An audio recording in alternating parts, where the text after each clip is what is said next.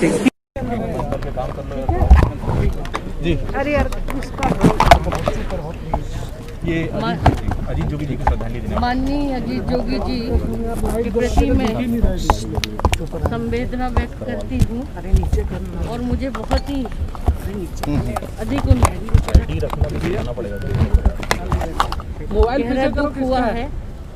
आज हमने इस प्रदेश के लिए एक ऐसे नेता को खो दिया जिससे प्रदेश ही नहीं देश के लोगों को वो भी बहुत क्षति पहुंची है।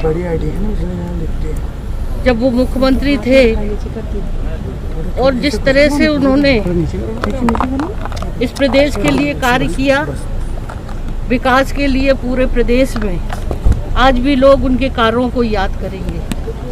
और विशेष तौर पर आदिवासी वर्ग के प्रति उनका जो चिंतन था, हमेशा उनके बारे में सोचते थे। जब मैं गवर्नर बनकर आई तो वो मुझे बधाई देने जब पहुँचे तो वो इतने प्रसन्न भी थे, इतनी आत्मीयता उनमें देखी मैंने कि ऐसा लग रहा था उनको कि मैं उनके ही परिवार की सदस्य के रूप में आज राज्यपाल बनकर आई। और उस समय भी उन्होंने ये बात भूला नहीं और कहा कि आप राज्यपाल के रूप में आई, हमें बहुत खुशी है और हमें विश्वास है कि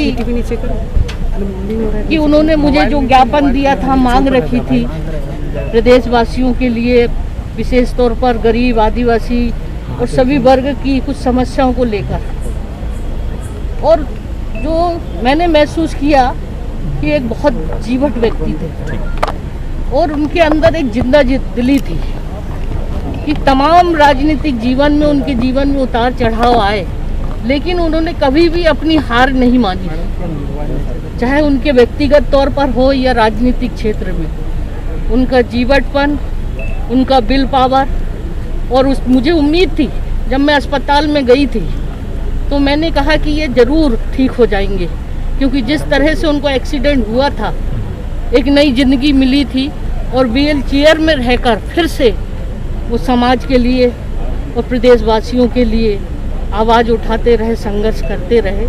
आज वो हमारे बीच में नहीं है। मुझे बहुत ज़्यादा उनके प्रति संवेदना है और एक अपनापन, जब भी मिलते थे तो मुस्कुराते रहते थे, हंसते रहते थे। तो ये सारी चीज़ें हमें याद रहेगी और प्रदेशवासियों को भी उनके किए हुए कार्य को याद रहेगी कि उन्होंने जो कार्य किया है।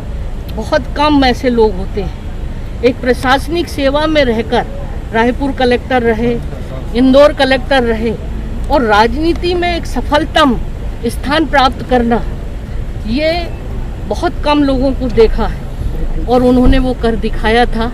आज हमारे हर व्यक्ति के दिल में उनके प्रति वो जो सम्मान है, इज्जत है।